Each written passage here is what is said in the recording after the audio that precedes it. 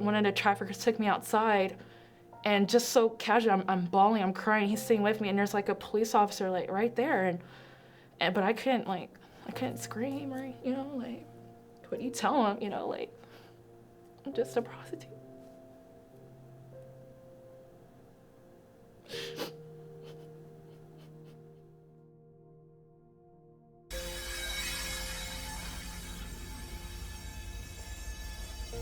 My parents, when I was born, they were both heavily involved with drugs. Even my mom, she was actually in prison a couple months before she gave birth to me and my brother. My dad was never in the picture when we were born because he had a whole nother family. And so when my mom just left, the police came about 2 days later, and they found me and my brother. And my dad, they couldn't find him, and then when they did, you know, he was living his own life. You know, he had a family, you know, he was still selling drugs and doing all that. So me and Corey, my twin brother, we just stayed in foster care, and we lived in different homes throughout Oakland, around the Bay Area. When I was 4, that's when I moved in with my great aunt and my great uncle, and they were my parents, and they actually prayed. They really prayed for kids. And my foster mom had a dream that there was twins, and then we popped up. So it was quite God. It was really God. How you go from like parents who were, you know, there, and then parents who were a pastor and first lady. You know, it's kind of funny. I was very quiet, very to myself, but I just loved music. I loved seeing people smile. I loved meeting new people, particularly at church. I think that created an environment for me really to love people. Growing up as a child, my dreams were dancing, singing, being this big performer, and just making music.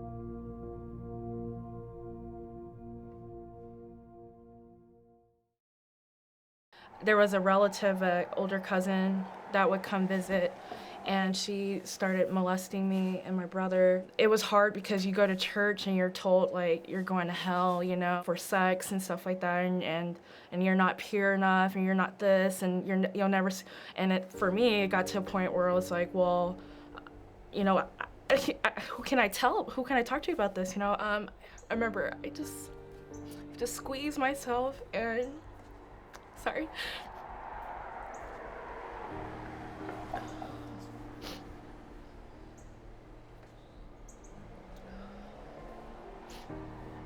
I would just really just squeeze myself and just I would fight so hard to block those thoughts out. And that's all I had was just myself. I just blocked them out. And it worked. It worked. I didn't have to think about it. It never came up again. And it worked. But it was still there, and that's all I knew that's all I knew to do.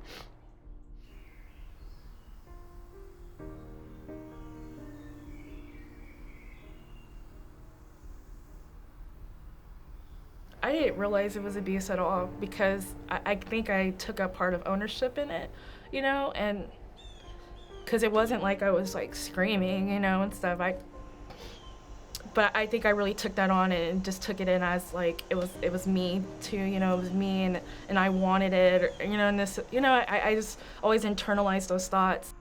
I didn't really understand sex, you know, so for someone to awaken that in me, I didn't really know what to do, and it sent me down a path where I felt like I was really hypersexual, you know, and stuff. Looking back on it, it was more of me just kind of rebelling out in a sense then. Like, if I couldn't, like, there was no way for me to process, no way for me to let it out, anger and all that, then it turned into me just doing whatever I wanted, just rebelling, just going wherever I wanted. I just didn't care. What's the point, you know? I've given up hope, I've had no self-esteem, I had no thoughts to any future or anything, marriage, all that, just out the window. My foster parents, they were kind of, they were really, really strict Christians. They were really old school too. So there was always this kind of distance between us. So it was really hard for me to feel like they understood me, or I can go talk to them, or I really couldn't. And then within the church, as you get older, you start seeing things that you didn't. It was almost like I felt like Eve. I ate this fruit, and now my eyes, I'm naked now, and so when I got to this point in life, I started seeing church really different, and people as as they were. They were hurting, they were sick, they weren't perfect. But I still loved them. That's all I had. That's all I had. That's the only place that gave me joy.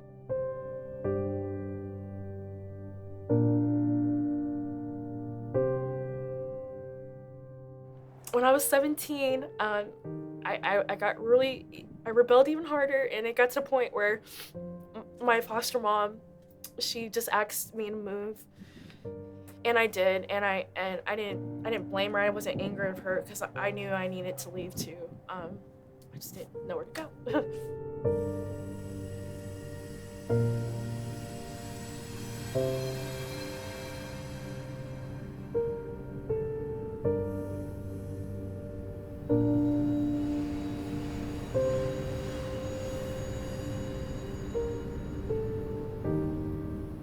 And I reached out to my biological mom. I was hearing she's really clean and she's healthy and she wanted to connect with me. And, who wouldn't want to do that with their biological parent, And I called her up and I told her, hey, I just kind of need a place to live. I'm trying to get back on my feet and you could just kind of help me out, And she's like, of course. I moved in. The first week was great, honestly. Like, she was telling me how much she loved me, and we would pray together. We would just have all these kind of moments that were missed in a sense. But she wasn't healthy. That following week, she flipped, and I was no longer beautiful. I was this slut, this bitch that needed to go get money, and she'll try to hook me up with her older guy friends, and she'll tell me to go work in gentlemen's club, and just all these things that that she knew, that she understood, or that she wanted to see in me, and that's not. I knew that wasn't who I was, and so I kept trying to at least just make it work, because I understood, she wasn't healthy either, but I was just a little bit too late, and she came home. She came home really high one day, really, really high. She was gone all night, all day, and she came in. She starts yelling at me, me and my brother, because he was living there too at the time, and she's just yelling at us, and I'm trying to calm her down, say, hey, you're not thinking right, you're not in your right mind, and she's getting in my face, and then she just starts hitting me. And I tried to grab her because I couldn't hit her. I was for some reason I guess because she's my mom, I could not hit her, so I had to kind of hold her down. And her friend came in and she kind of threw me off, and they just kind of start jumping me, and I just laid there. I just let them keep hitting me, and she finally let go of my hair, and I grabbed the closest thing by the door. It was my purse. And I just ran, and all I hear, bitch, don't ever come back to my hood. And I just kept running because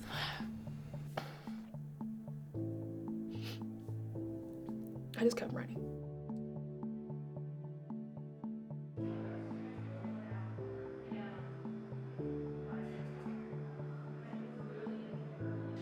I called a friend I had met, and I thought I could trust her, and she picked me and my brother up, and we dropped him off at a friend's house and my mother's, and we start riding around, and she tells me, she's like, hey, I don't know what to do, but I can tell you this is what we can do to go make money. And she told me about prostitution, and she told me about what to do and how to do it.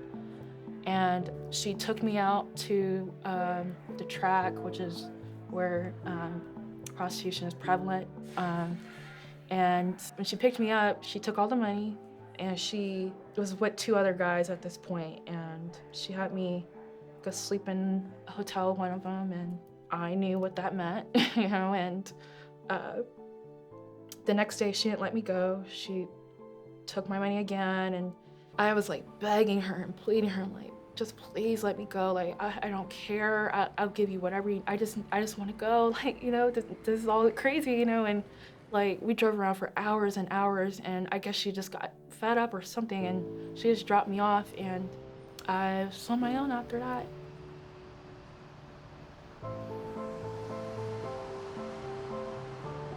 I went back to a different city to my best friends who were living, and one of them actually, she was in the game commercial sex industry. She had these like pimps and stuff she was messing with, and I was coming into this world now where I was became a dancer, more an escort, and things just got really crazy. It got to a point where she just left, and she took like half my stuff. She went with a pimp.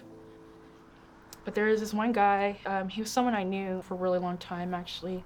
We hadn't seen each other in years, and so I found out he was a pimp, and he had females and all this and everything, and his approach to me was, I want to be your friend, you know, I know you, I've known you, and, you know, I know it's hard right now for you, and I just want to have your back.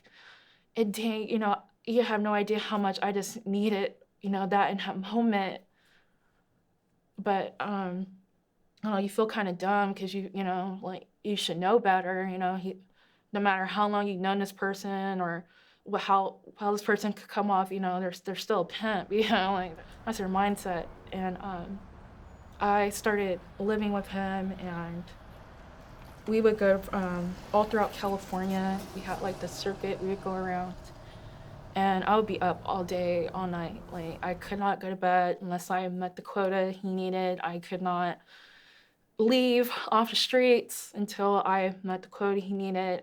It didn't matter, you know, how many times people would take me or how many times I would call him and beg him, like, please come get me. He didn't care, because if I didn't have the money, I wasn't going to be okay, and that's what it became. Interestingly, he was never abusive to me. He never put his hands on me or anything.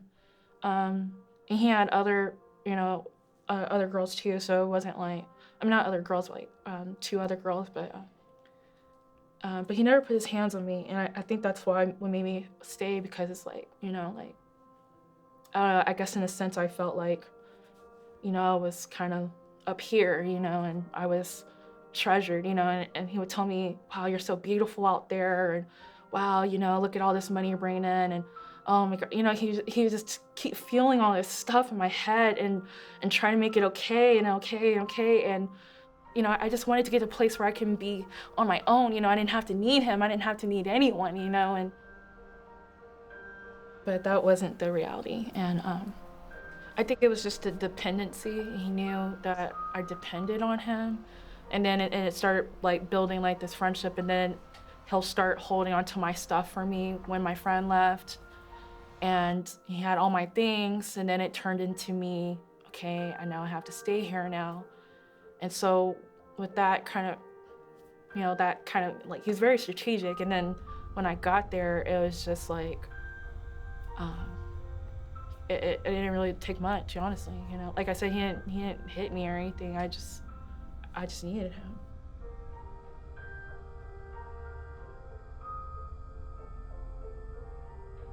It was easy for him to come to me, and with this like, we're all each other got, you know, life is hard for both of us, and we're gonna make it out together. You know, it was that whole we thing, so it became like a friendship, you know, like a deep bond, you know, in a sense. And he was always using that. He was always using that.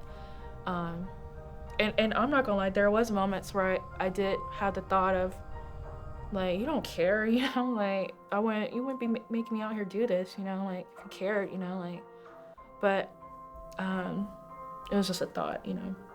you know, you don't think too much in this life, you know.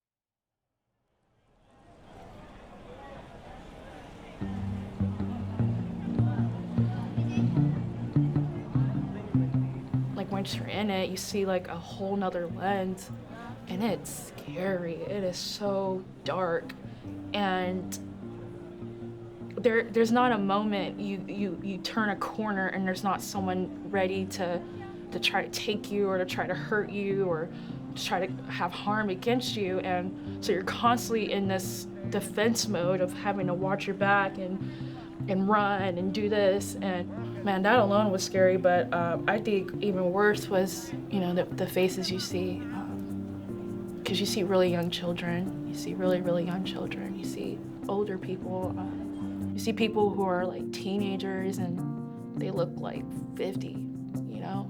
Like, you see people get beat up and down the street. You see people running, screaming, scared. Man, clients were very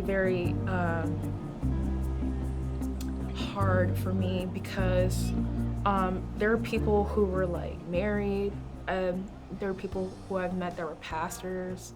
They'll have like these businesses. They'll be doctors. I met lawyers. Met a police officer. You know, and so the trust thing.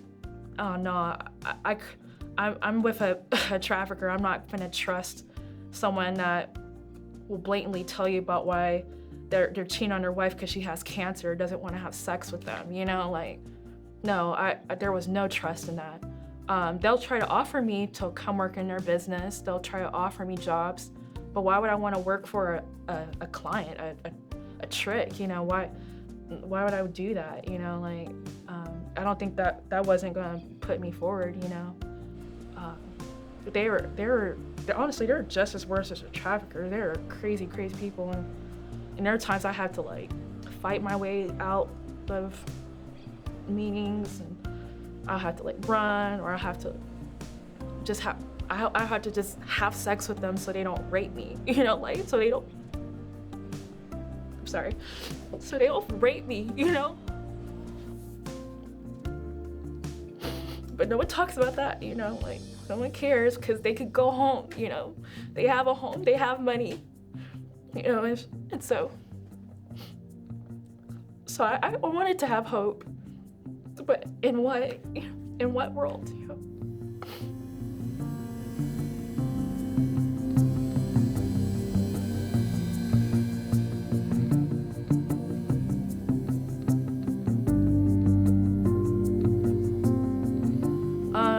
My quota a night was at least $1,000, and that depends on where we went and what we did that day.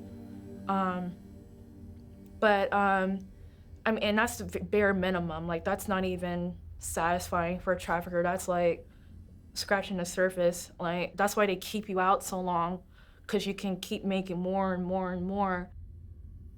The more you think you can get, they're gonna make you do that, you know. Like, there'll be times I would like call my hands, you know, there's no one here, man, you know. I don't care, stay out there. He didn't care, you know, that was his property. Like, he could dump them and leave them and grab, you know, get another one. You know, that was his mentality. So he didn't care about our well-being, you know, like, and I think I wanted to think I was gonna be special, you know, and but it was one day he left me.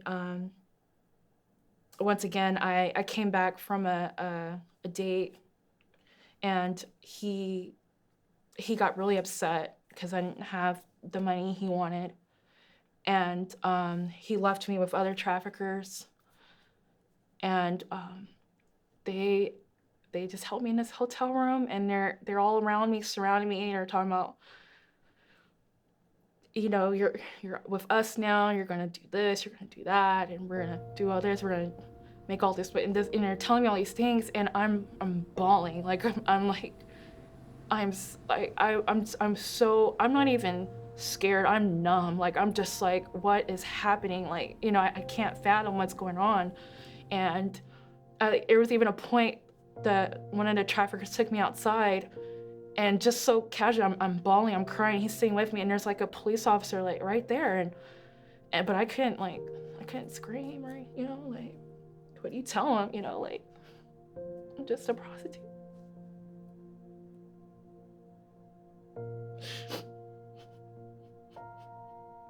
Sorry.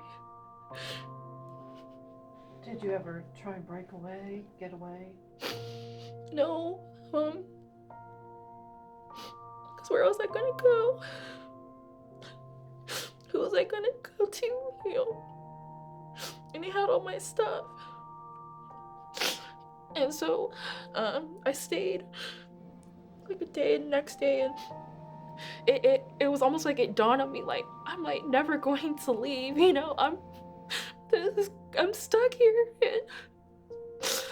and I'm like, I gotta do something. And I called my biological dad, and I didn't tell him anything. I just told him, hey, I just need you to come pick me up, please. Like, I just need you. And he says, hell no. Hang up the phone. But that trafficker heard me say dad, and he let me go. And I was like,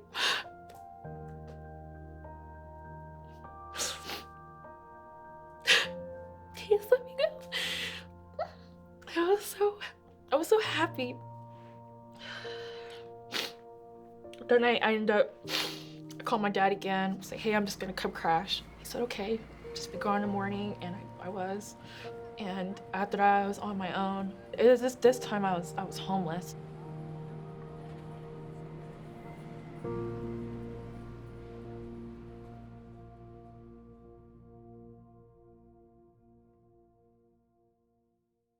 I still had to rely on men to eat, to sleep, take a shower. And I was just everywhere. Like, I looked horrible. Like, it was really a really low point for me. I didn't know what else to do. But I don't know, I guess there's always this hope in me. I was trying to think of, like, who the heck can I call? You know, I call my dad, he tells me F off, you know, and like, who can I call, you know? And I called my old high school counselor, not even thinking she'll be able to help me. I just called her. I said, hey, Miss Warmerdam, I just want to talk. You know, I just need someone to talk to. Can I just come? She said, of course, come by tomorrow, whenever. I went by next day. I took a bus down there, and I told her everything.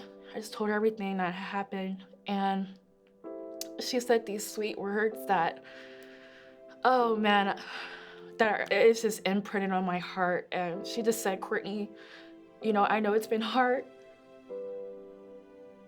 but I'm not gonna give up on you. We're gonna get you help, and I'm not gonna stop until we get you help, whatever it takes.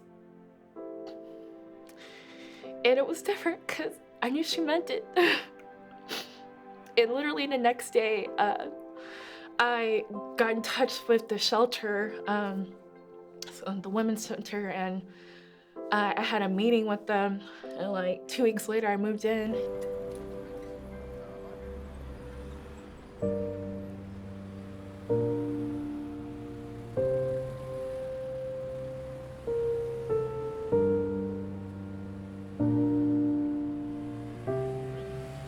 The problem was the shelter was still in this area where there was a lot of trafficking going on, a lot of drugs, and all that kind of environment. So I wasn't completely removed, even though I wasn't in the life anymore.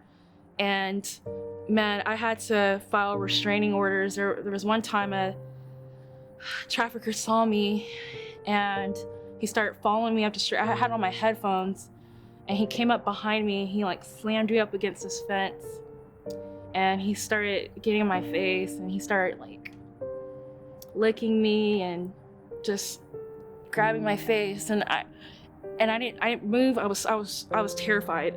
And he's like, "You're never gonna make it out of here. You're always gonna just be a hoe." And he was just so angry. And he followed me down the street. He was pushing me and just harassed me. And he finally stopped bothering me. And I just hurried up and went back to the shelter. And the first thing I did, I just cried. I didn't say a word. I didn't tell him what happened. I just cried. I was terrified. And that was just one example of the many times I had to like run. I had to hide behind houses. There was even another time I was screaming at the shelter. I'm like, because there's other people that live there. I was screaming. I'm like, "You guys come outside. This guy's following me. He's following me." And they all came outside and like, "Where he's at? Where he at?" But it was really a rough transition. I'm not gonna lie. And even just mentally, there's a lot of strongholds I had to break off myself, you know, and that was really rough too. Because even though you leave the life, it's like you're breaded into it, you know. It's like you're transformed, you're like brainwashed. And so that was a rough transition. That was a really rough transition.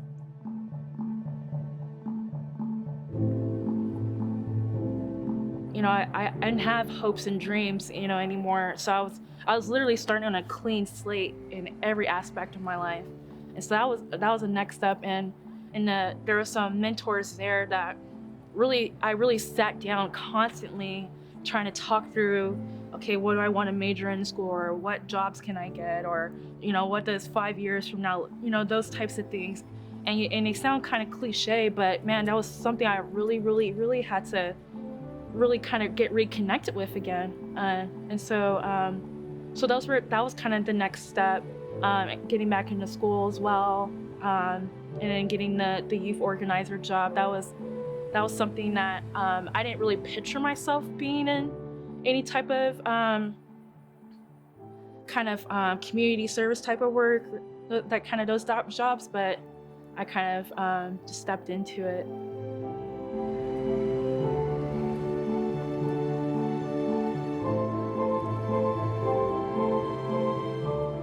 I was traveling on my helping, doing trainings, public speaking, but I was also writing some curriculum for people. I was also helping start up, you know, nonprofits as well too. So I had my hand in a lot, but it was all my identity in trafficking. I wasn't me, you know.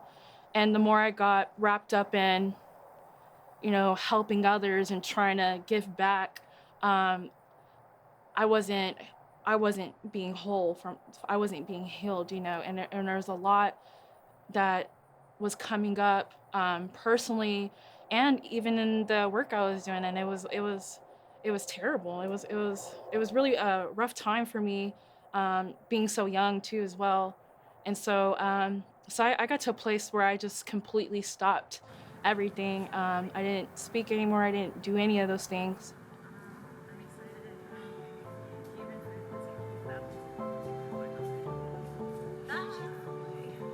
You know, when I got out the life, you know, I worked. I dealt with, you know, I was constantly busy. And this was a season of life where I can just rest, you know, and I don't have expectations. I can just rest. And I needed that so badly.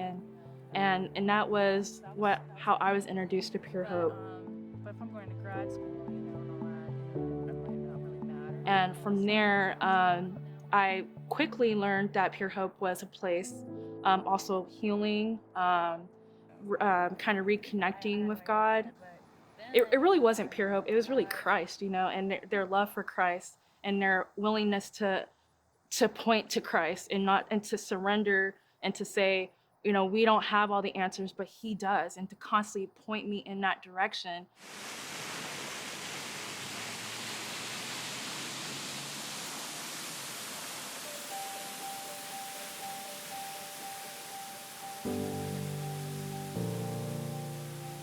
And from that, you know, with them constantly, you know, praying and being thoughtful, I mean, Christ-minded, they knew exactly how to, if I needed, you know, those moments to talk, you know, they knew what to say to me. They knew the things I needed next. When they listened to God, they knew, oh, she can ride horses, you know, or something like that. You know, that's a great thing to do for healing. Or oh, she can go, you know, let's go get her some ice cream. You know, it's not necessarily, it's not a program, you know, it's not structured, you know, it's when you let Christ come in, you know, and he does the rest, you know. And I know it sounds kind of vague, but that's what it was, you know.